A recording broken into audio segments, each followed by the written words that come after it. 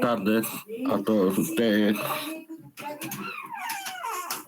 Les agradezco una vez más por estar en esta sesión extraordinaria del Círculo de Estudios Jus Penale. Ahora vamos a presentar un tema muy importante que es el alegato de apertura en el nuevo Código Procesal Penal.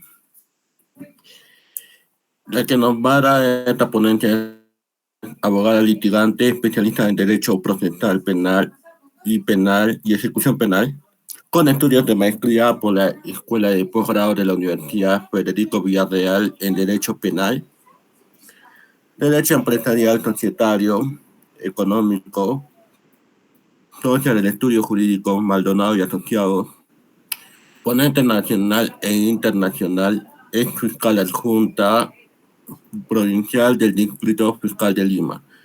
Ella es la abogada Dina Maldonado Aiza. Adelante, doctora. Bienvenida al Círculo. Muchísimas gracias, Juan Fernando, por la invitación, y les agradezco también a todos los que se encuentran presentes. Bien, como ya me presentaron, mi nombre es Dina Maldonado, soy abogada, litigante, ¿no?, con este nuevo sistema procesal penal. En esta oportunidad les he traído el tema respecto al alegato de apertura, obviamente de acuerdo a la teoría del caso de la defensa, pero también evidentemente para el representante del Ministerio Público y para los demás sujetos procesales. Ahora bien, antes de dar inicio, ¿no?, quiero felicitar al Círculo de Estudios Jus Penale por el evento y evidentemente por llevar conocimiento jurídico. Esto es definitivamente válido tanto para los estudiantes de Derecho como para los abogados, fiscales, jueces, entre otros, para poder coadyuvar o aclarar un poquito más de lo que tal vez ya conocemos. Entonces, teniendo en cuenta ello, tenemos lo que es el alegato de apertura que vamos a hablar hoy día de manera clara y precisa. Les quiero aclarar que existen infinidad de teorías, ¿no?, infinidad de libros y autores, ¿no es cierto? Pero en este caso lo he preparado de manera concreta para poder entender y de esa manera podamos realizar una correcta defensa en el caso de que somos abogados defensores o si es que somos en representación del Ministerio Público. Muy bien. Sin más, empecemos con nuestro tema del presente. A ver. Alegato de apertura. Empecemos señalando, ¿no?, cómo podemos conceptualizar este nuevo modelo procesal penal. ¿Qué es lo que nos dice la Corte Suprema?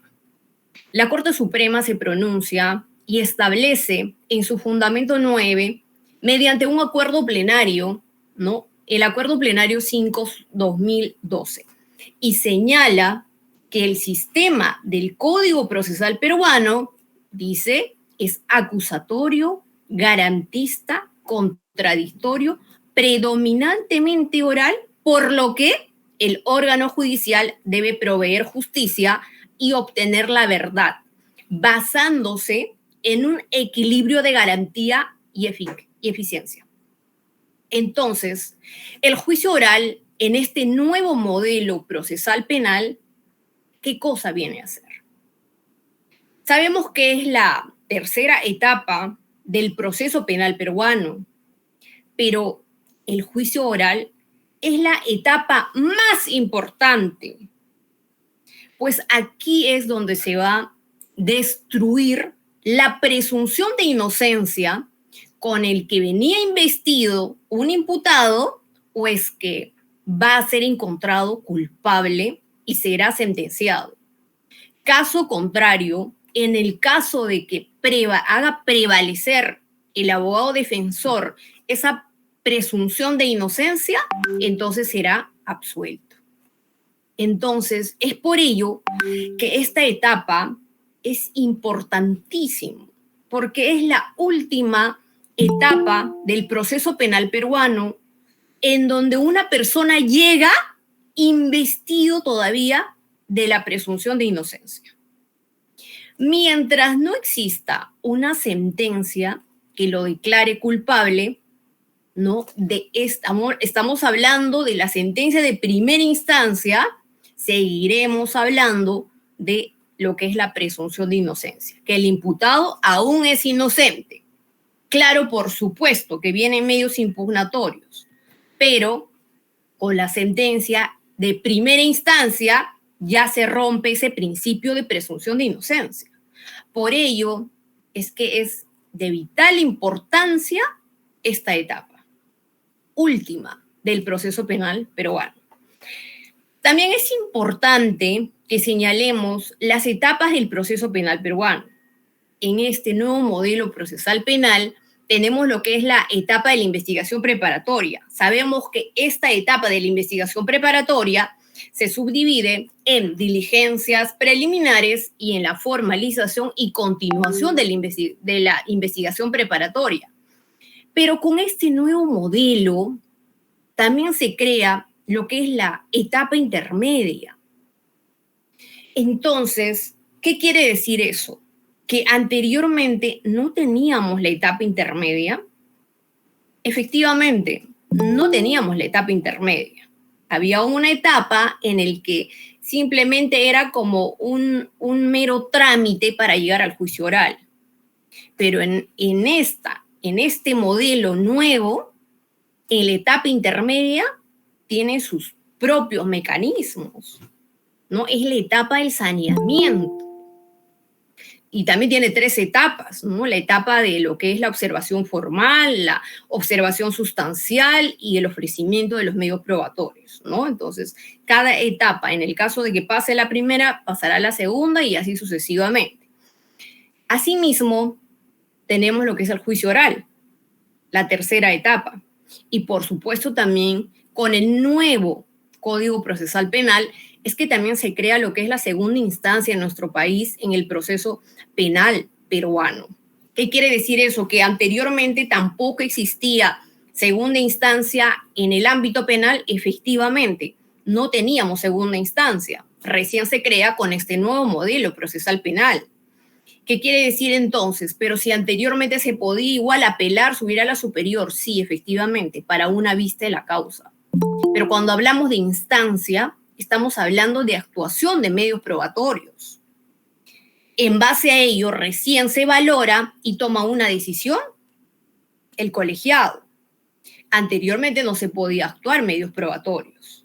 Entonces, en este nuevo modelo procesal penal, se crea lo que es la etapa intermedia y una segunda instancia.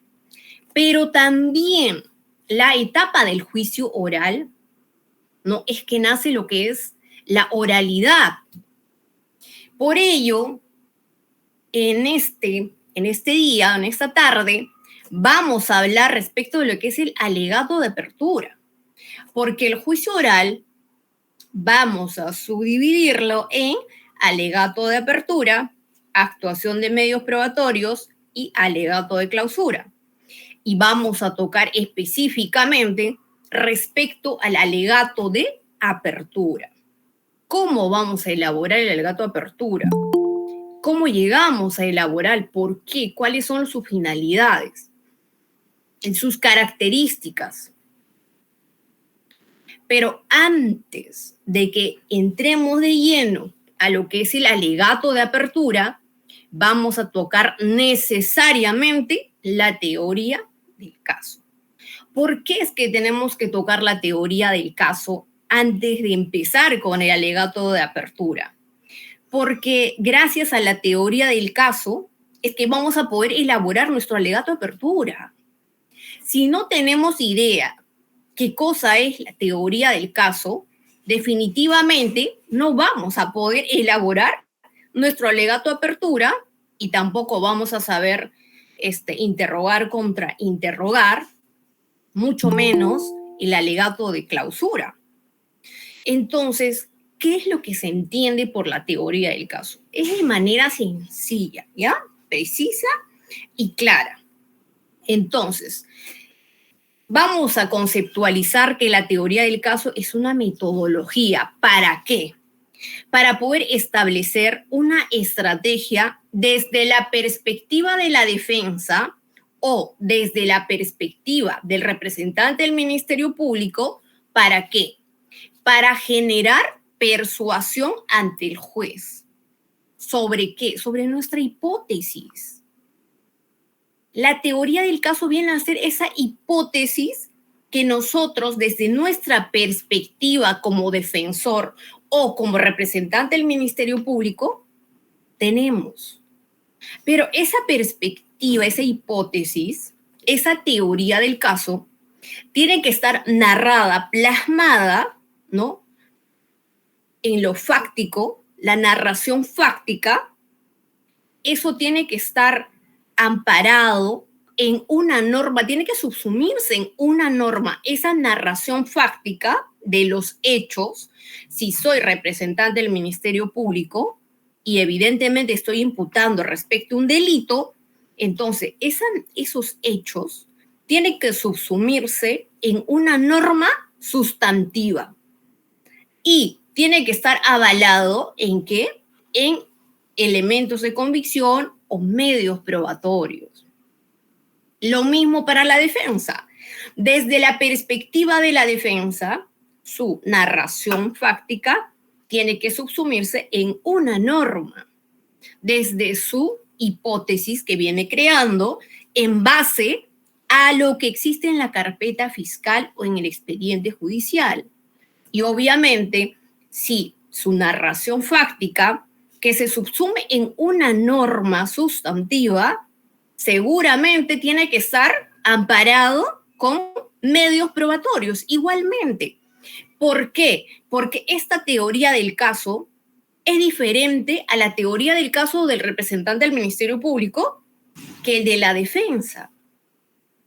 Ambos van a tener sus teorías propias. Y cuando lleguemos al juicio oral, va a haber un ganador. O gana esta teoría del caso, o gana esta teoría del caso. Si gana la teoría del representante del Ministerio Público, van a condenar a la persona como culpable por el delito que ha sido procesado. Si gana la teoría del caso de la defensa, será absuelto el acusado. ¿Y dónde va a pasar eso? En el juicio oral. Entonces, es importante la teoría del caso para que nos pueda ayudar a elaborar nuestro alegato de apertura. Ahora bien, ¿cuándo empezamos entonces a preparar nuestra teoría del caso? Si supuestamente yo estoy hablando de la última etapa del proceso penal, que es el juicio oral, entonces me dirán ustedes de que el alegato de apertura, mi teoría del caso, lo voy a tener que elaborar obviamente, ¿no?, en la etapa del juicio oral. Muchos lo van a entender así, pero no es así. La teoría del caso vamos a empezar a elaborar desde el primer momento de la apertura de la investigación preliminar. Desde los primeros momentos, en todo caso, en el caso que es detenido mi cliente en flagrancia, ¿no es cierto?, el Ministerio Público tiene que crear su teoría del caso y la defensa también. La defensa, desde lo que va a escuchar a la persona detenida, y evidentemente el Ministerio Público también, desde los elementos de convicción que existen. Tal vez en qué condiciones fue detenido, en flagrancia, cómo ocurrieron los hechos. De acuerdo a eso, va a elaborar lo que es la apertura de la investigación preliminar. Desde ese momento ya va a existir dos teorías. Tal vez las cosas no sucedieron como dice el Ministerio Público. La información que recibe la policía tal vez no es correcta. Entonces, desde que yo voy a entrevistar a mi patrocinado, voy a tener una teoría del caso diferente, una versión diferente, una hipótesis diferente. Entonces, en la etapa preliminar van a aparecer elementos de convicción. Esos elementos de convicción me tienen que hablar, me tienen que decir algo. ¿Para qué? Para que mi teoría del caso ¿no? Sea única o va a ir variando, porque todavía se viene lo que es la formalización y continuación de la investigación preparatoria. Y en la etapa preliminar y en la formalización y continuación de la investigación preparatoria, lo que se hace es recabar elementos de convicción.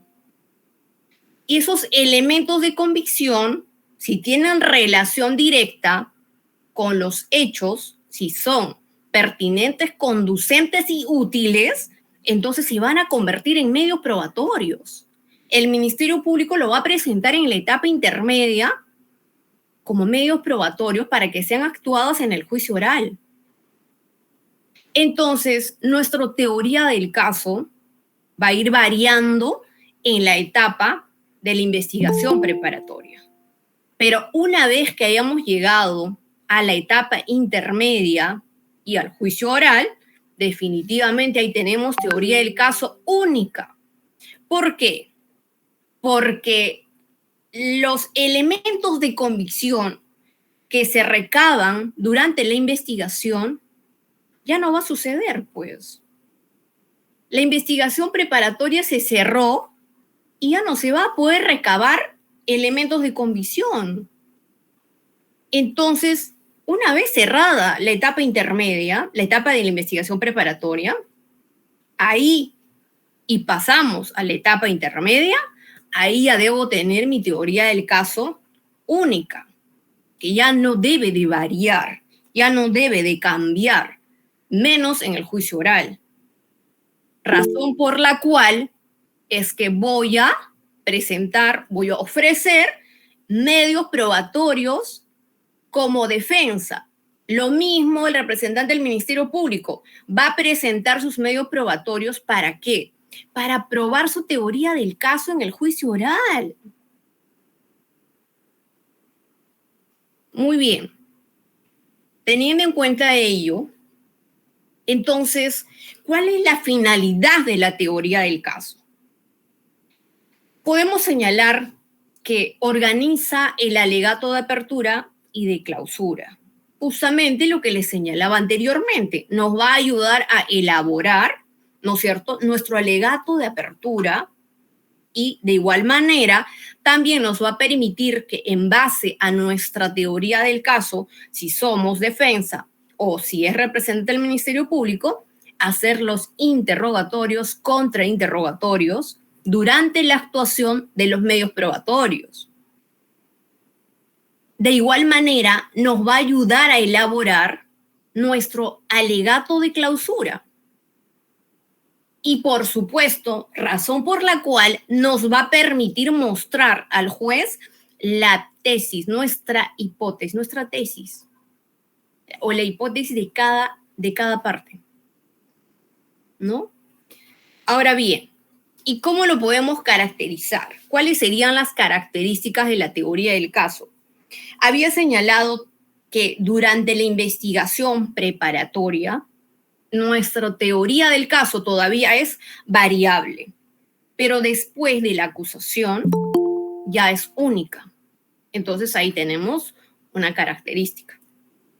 Pero también se caracteriza la teoría del caso, ¿por qué? Porque esta narración fáctica y que se subsume en una norma sustantiva y que está amparado en medios probatorios, esta narración fáctica tiene que ser lógico y coherente.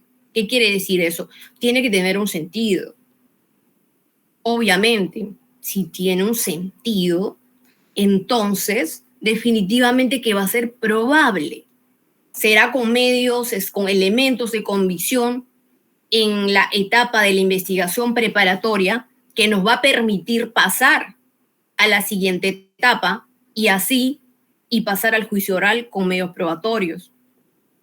Y por supuesto, si son medios probatorios que tienen relación directa con los hechos, son conducentes útiles, en ese caso, definitivamente van a ser convincentes ante el colegiado o ante el juez unipersonal de juicio. ¿Y cuáles son esos elementos? Esos elementos es justo lo que vengo repitiendo desde un inicio. Son la narración fáctica, los hechos, la calificación jurídica de lo que yo estoy narrando y los medios probatorios que tienen que amparar. Si yo tengo una narración que no es lógica, menos se subsume en una norma penal, jamás va a ser avalado por medios probatorios.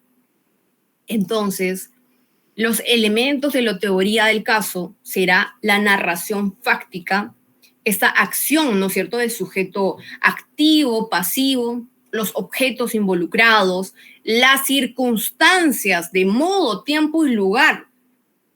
Cuando decimos de que tiene que tener sentido, ¿no? Estamos hablando de que definitivamente para que el acusado pueda defenderse, tratándose del Ministerio Público, tiene que haber una narración dónde ocurrieron los hechos, cómo ocurrieron, ¿no? Y cuándo. El modo, el tiempo y el... Solo ello va a dar lugar a que el acusado pueda defenderse, porque caso contrario estaría siendo condenado a la indefensión. Si no existe una narración lógica, ¿no?, y que esto se subsume en una norma penal, menos va a ser amparado por medios probatorios. Entonces, si eso es así, definitivamente no tendría por qué pasar de la etapa preliminar. Tendría que ser archivada, ¿no es cierto?, solamente en la etapa preliminar. O en el peor de los casos, en el caso de que pase a la etapa intermedia, ¿no?, se pueda solicitar el sobreseimiento. Doctorita, no está avanzando la diapositiva. No te entendí. No está avanzando la diapositiva, doctorita. ¿No están avanzando? No. A ver.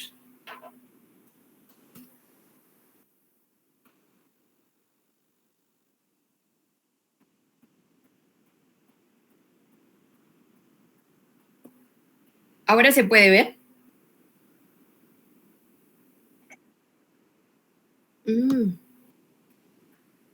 Como no me dijeron nada. Respecto, a ver, todavía no hemos llegado a esa etapa. A ver. Ok, estábamos en los elementos de la teoría del caso. ¿Se puede ver esa diapositiva número 8?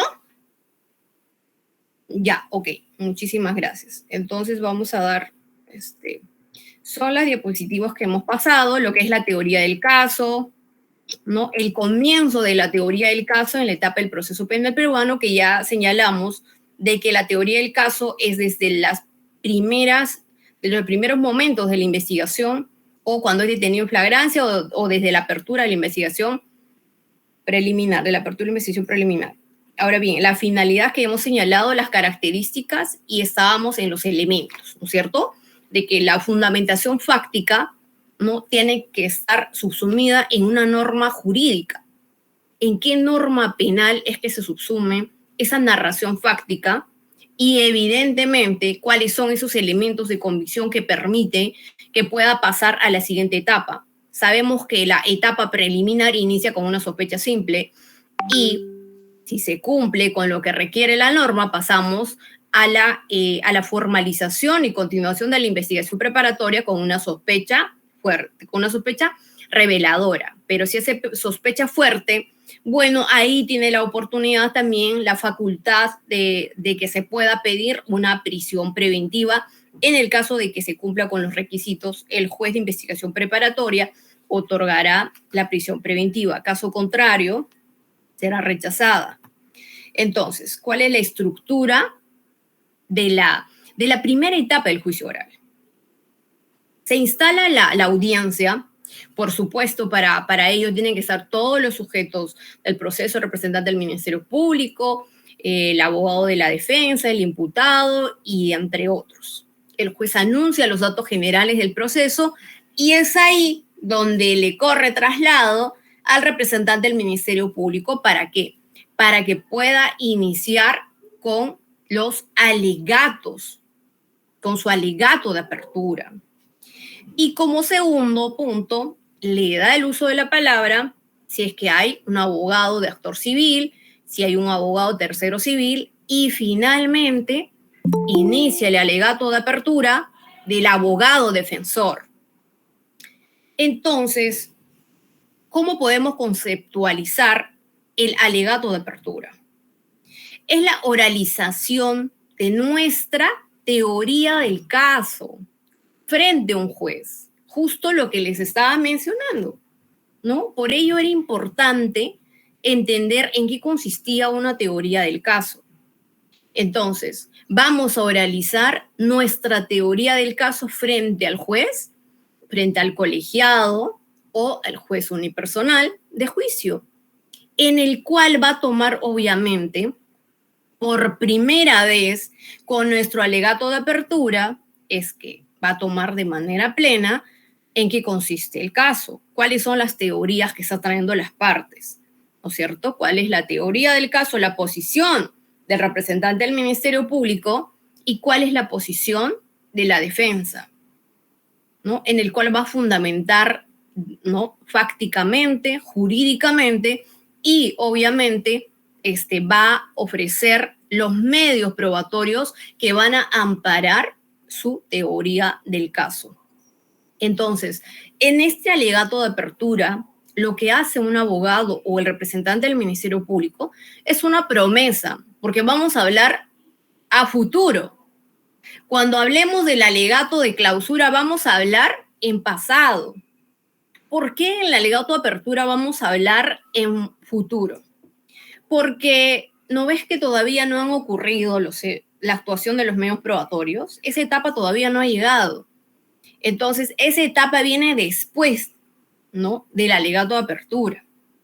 Entonces, lo que vamos a hacer es una promesa de manera clara, precisa y corta. Esas serían las características, precisa, corta y en tiempo futuro. Pero ¿por qué precisa, corta debe ser nuestro alegato de apertura? Porque el juez, el colegiado de juicio, ¿no? O el juez unipersonal, no nos va a dar todo el tiempo del mundo. No nos va a decir, tómese pues media hora, tómese 1 hora, 2 horas, no. Nos va a controlar y nos va a dar de manera mínima. Entonces tenemos que aprender a ser precisos y que ir al punto. Porque si nosotros nos alargamos, no vamos a terminar ni siquiera de poder hablar nuestro alegato de apertura, de informar o dar conocimiento al colegiado cuál es nuestra teoría del caso, cuál es nuestra promesa, qué es lo que vamos a acreditar. Entonces, tiene que ser de manera precisa y concreta. Y si existen muchos medios probatorios, tal vez también del Ministerio Público y como de la defensa, tiene que utilizar los medios probatorios, los que son más relevantes, el que va a hacer una promesa diciendo de que con esos medios probatorios que se van a actuar o con el perito que va a señalar, ¿no es cierto?, que va a alegar en el juicio oral, se va a acreditar, ¿no es cierto?, su teoría del caso. Entonces, los más importantes. Pero el hecho de que no mencionemos en nuestro alegato de apertura si hay 40 medios probatorios y que solo he hablado de 5, no quiere decir de que no se vayan a actuar los 40. Se van a actuar todos los medios probatorios. Pero nuestro alegato de apertura es más o menos para que el juez tome conocimiento cuál es nuestra posición, cuál es nuestra teoría del caso, qué es lo que le estamos trayendo al colegiado y qué es lo que vamos a probar.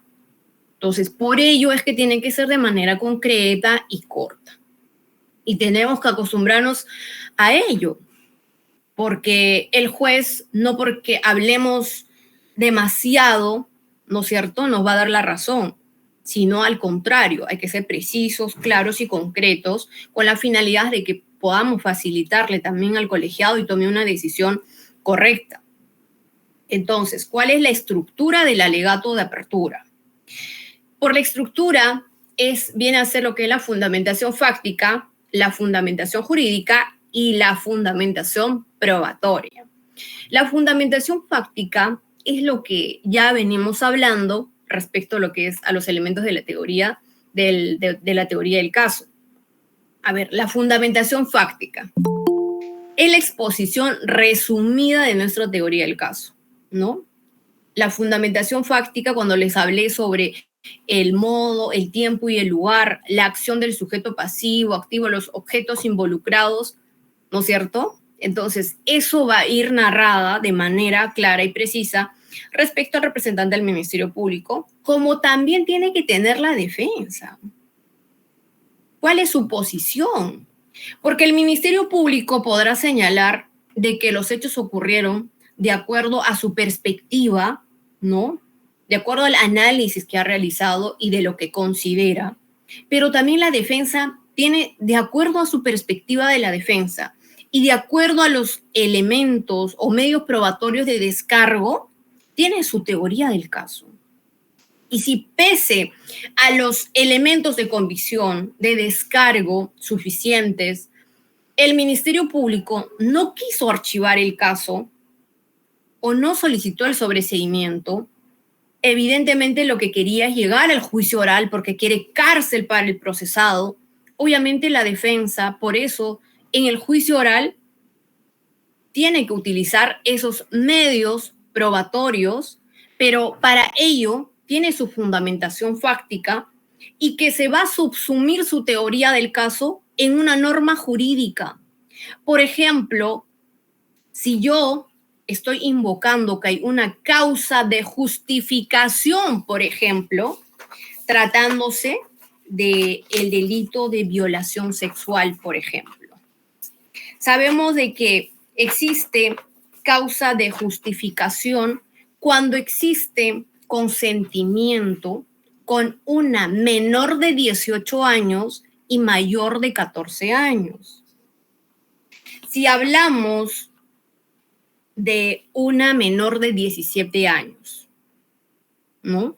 Y que los imputados señalan, y también los elementos de convicción nos señala de que habría habido consentimiento, pero pese a ello, el Ministerio Público no cree en esos elementos de convicción y para ella existe violación sexual y que debe ser sancionado, debe ser condenado por el delito de violación sexual definitivamente, va a llegar, no es una lucha dura que va a llegar al juicio oral. Entonces, este enfrentamiento que va a haber en el juicio oral entre ambas partes, ¿no es cierto?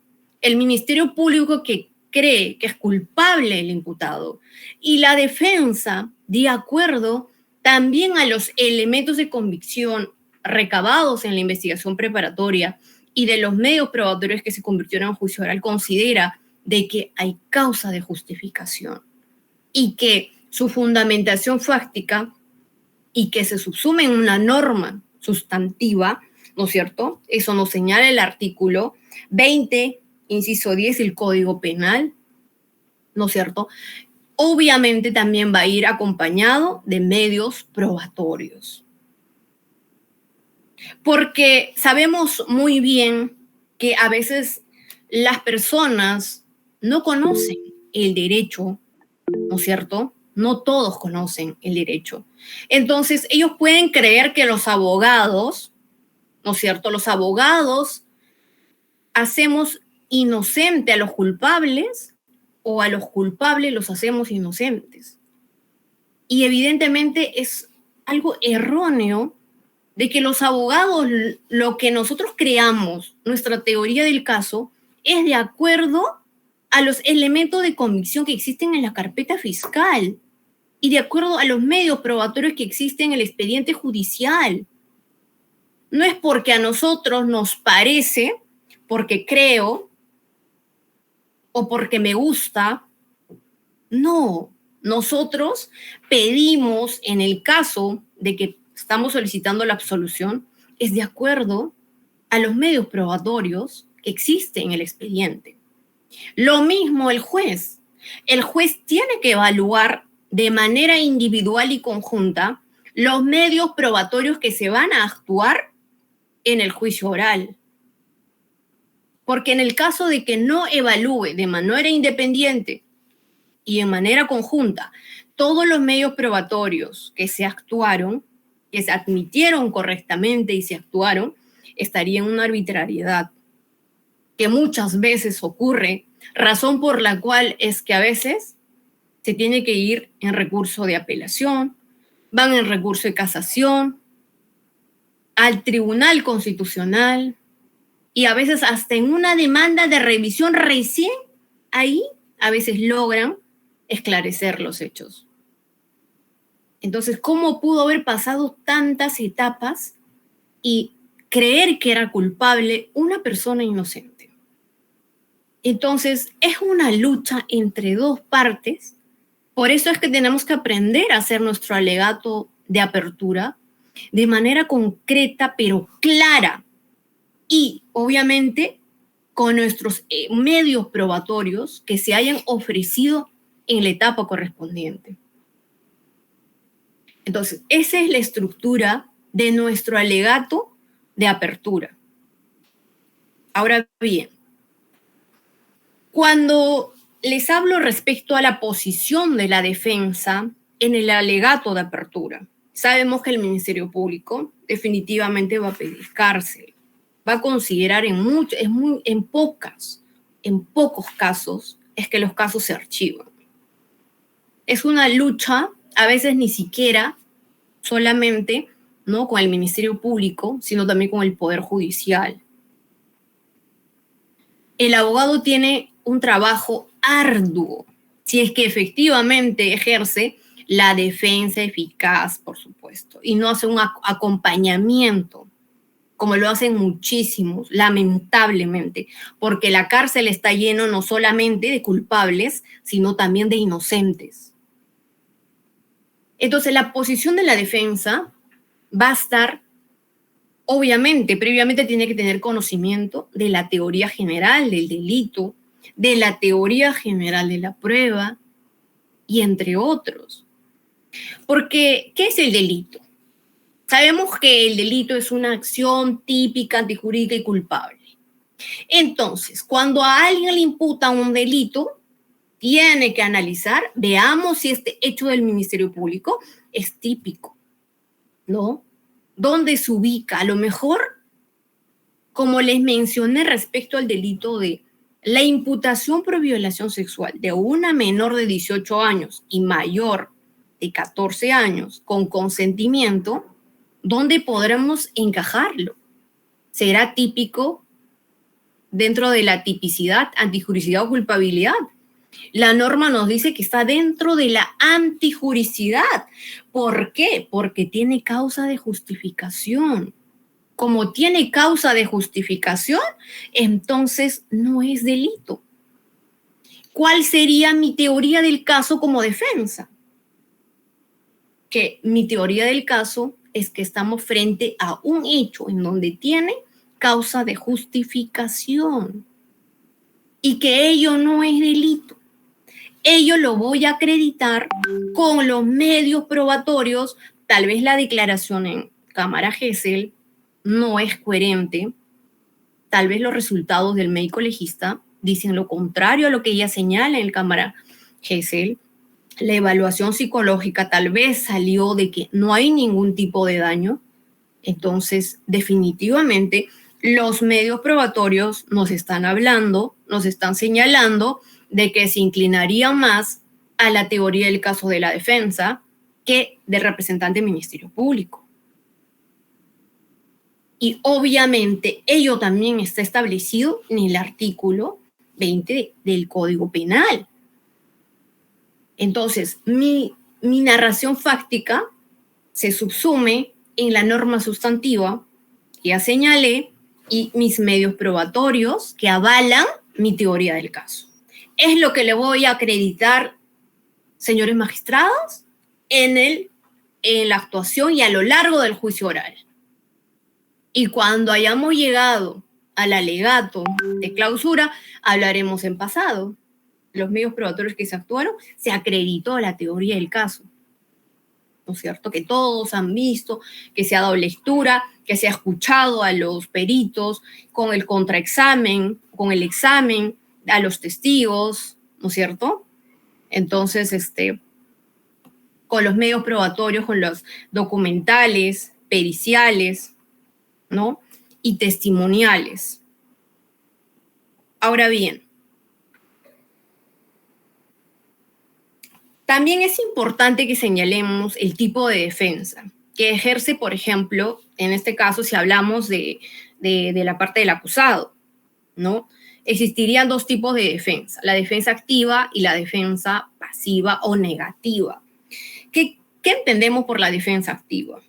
Justamente todo lo que yo estoy señalando, eso es lo que hace un defensor activo. Desde las primeras etapas de las diligencias preliminares, va a coadyuvar con la investigación del representante del Ministerio Público. ¿Para qué? Para esclarecer los hechos, para ayudar a recabar elementos de convicción en favor de su patrocinado.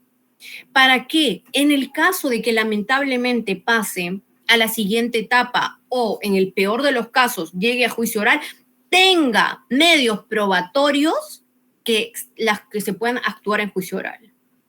¿Qué pasa si un defensor solo espera que el Ministerio Público investigue, ha ido a la declaración, espera la notificación, y evidentemente desconoce muchas normas, la teoría del delito, la teoría de la prueba, entre otros? Definitivamente ahí le está haciendo daño al imputado. Y obviamente ese imputado podría llegar a la cárcel. Y muchos de ellos por eso están en la cárcel. ¿Por qué? Porque las etapas precluyen. No podemos retroceder en el pasado. Si se cerró la etapa de la investigación preparatoria, ¿qué vamos a hacer en la etapa intermedia? Si mi cliente me contrata y me dice, tengo esto, tengo estos testigos, tengo estos medios probatorios, por ejemplo, se pudo haber esclarecido en la etapa preliminar, pero como no actúa activamente un defensor, entonces definitivamente ha dejado precluir las etapas, dañando completamente a los imputados. Y ello lo podemos ver todos los días. Hace un mes, me parece, o sea, unas semanas atrás, le requieren la detención preliminar de 10 muchachos. De 10 muchachos que supuestamente, ¿no? Ellos han estado marchando y haciendo disturbios, pero fueron detenidos por el Ministerio Público por delitos de criminalidad organizada y entre otros delitos que se le imputó. Interpusieron recurso de apelación. 10 abogados, 10 abogados. Interpusieron aproximadamente, ¿no? Creo que es esa cantidad, pero eran infinidad de abogados, que interpusieron tantos recursos de apelaciones que todos han pedido nulidad. Nulidad en la etapa preliminar. ¿Y qué es lo que pedían? La libertad de su patrocinado. ¿Por qué? Porque supuestamente la acción que ellos estaban realizando no se subsumía en la pena, en la norma sustantiva. Y esos elementos de convicción jamás podrían avalar, pues, si los hechos que se le imputa y que no se subsumen en la norma, menos los elementos de convicción van a avalar. Pero todos pedían libertad. Pero ¿cómo vas a pedir libertad si vas a interponer recurso de nulidad? Nulidad sobre un vicio. ¿Es subsanable? Es subsanable. ¿Se le va a dar libertad? No le van a dar libertad. ¿Qué es lo que debieron pedir? Revocatoria. ¿Por qué? ¿Por una errónea interpretación en los elementos de convicción o porque definitivamente hay una errónea interpretación respecto a la norma? Ahí había libertad. Pero lamentablemente eso es lo que pasa. No había un solo abogado que haya interpuesto revocatoria. Todos presos y se quedan bien presos. ¿Y los abogados? Existen ponencias que damos gratuitas también. Están en YouTube, en muchos lugares están en los libros. ¿Por qué? ¿Cómo ellos entendían de que con nulidad le iban a dar libertad? ¿O bien no estamos entendiendo todavía claramente este nuevo modelo procesal penal? ¿no es cierto? O nos falta preparación, por supuesto. Ser defensor y ser parte de la administración de justicia, ya sea del representante del Ministerio Público o del Poder Judicial, jueces, el trabajo es arduo. Es arduo.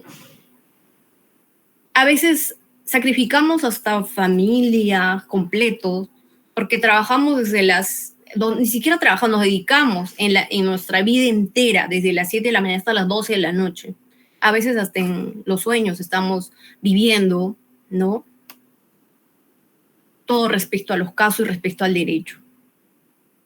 Entonces, ser defensor no es cualquier cosa. No es que me convierto en abogado y ahora sí voy y le acompaño a mi cliente, le acompaño tranquilamente y ya está.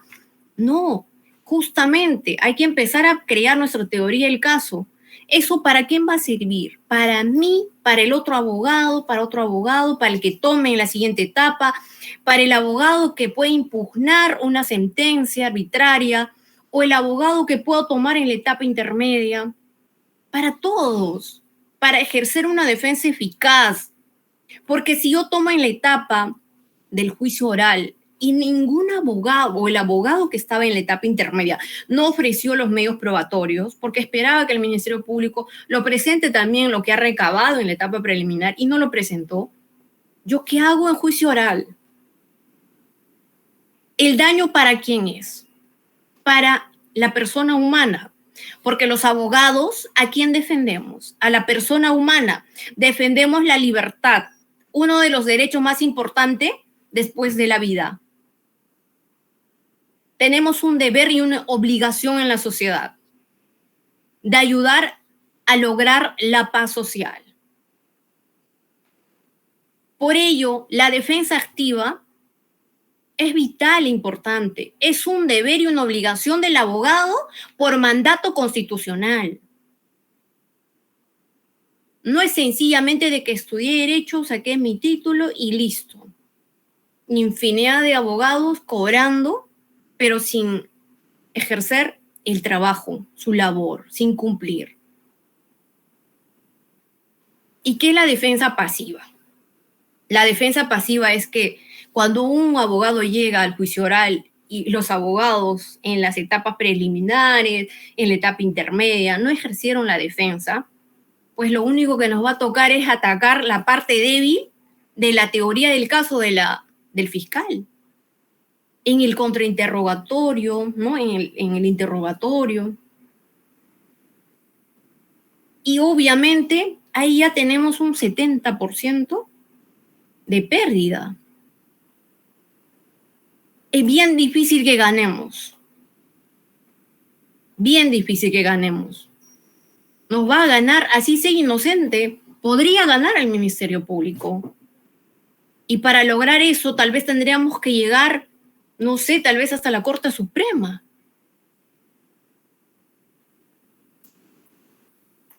Ahora bien, un ejemplo pequeño les traje, ¿no? Una simulación de ejemplo respecto al delito de negociación incompatible.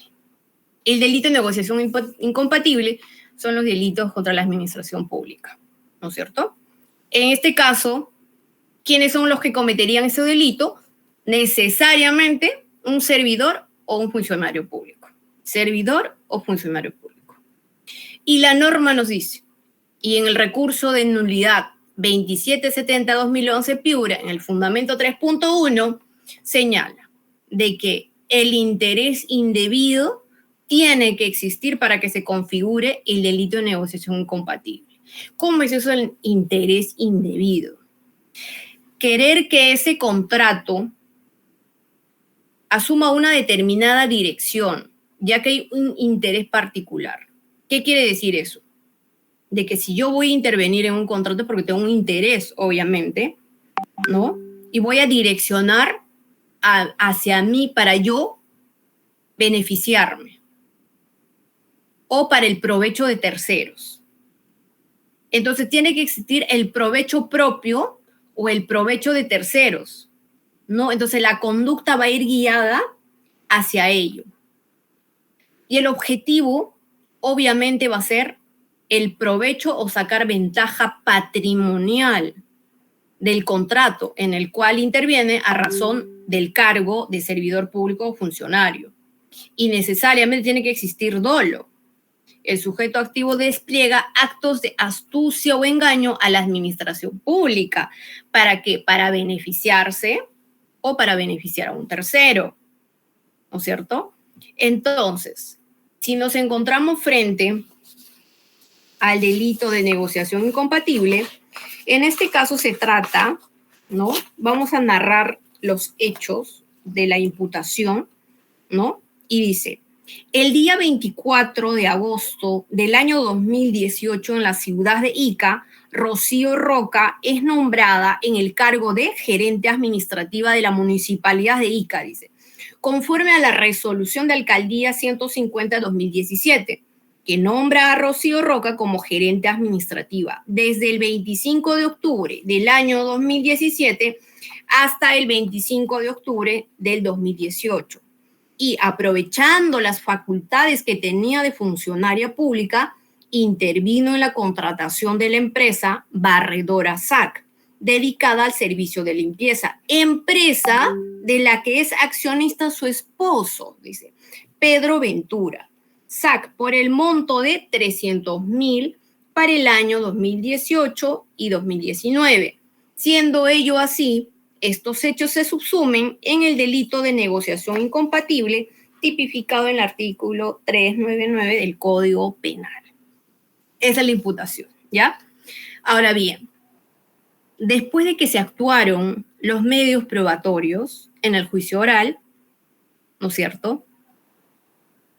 Bueno, pero acá eso sería tratándose de alegato de clausura, pero como todavía estamos acá en el alegato de apertura, entonces aquí primero vamos a dar nuestra fundamentación fáctica.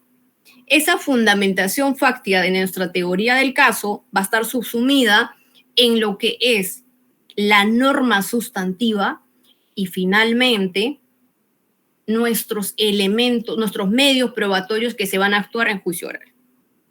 ¿Ya? Y finalmente nuestro pedido. Y de manera, como dijimos, concreta y precisa. Ahora bien, señores magistrados, señores magistrados, estamos frente a un hecho que no se realizó.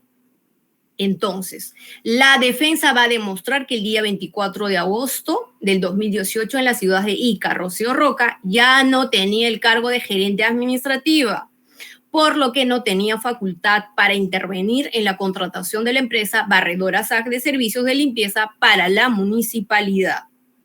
Por ello, la defensa demostrará que estamos frente a una tipicidad relativa de la imputación, conforme a la casación 723 del año 2017, fundamento 2, que señala por la falta de uno de los elementos objetivos del tipo, esto es, el elemento objetivo del sujeto activo, ya que la acusada ya no era funcionaria ni servidora pública durante la firma de los contratos materia de acusación. Siendo ello así, la defensa va a acreditar con la lectura de la resolución de alcaldía 240-2018, el cual destituye a Rocío Roca del cargo de gerente administrativo en la fecha de 20 de agosto del 2018, fecha anterior a la firma del contrato. Finalmente, vendrá a dar su declaración testimonial el alcalde de dicha municipalidad, Juan Vaca, quien señalará que efectivamente la acusada no participó en la contratación de la empresa Barredora SAC. Siendo ello así, seguramente el representante del Ministerio Público tratará de destruir el principio de inocencia del acusado. Sin embargo, la defensa hará prevalecer dicho principio. Por esos motivos, esta defensa técnica en su momento solicitará la sentencia absolutoria. Muy bien, teniendo en cuenta ese pequeño ejemplo, hemos concluido con lo que es el alegato de apertura. Espero haber esclarecido un poquito más a lo que ustedes ya conocen, haber coadyuvado, ¿no? Para seguir aprendiendo cada día más. Y les agradezco su presencia. Ya nos veremos en otra ponencia, por otro medio tal vez, y con otros temas. Muchísimas gracias al Círculo de Estudios IOS Penale. Si tienen alguna pregunta, encantada de resolverlas.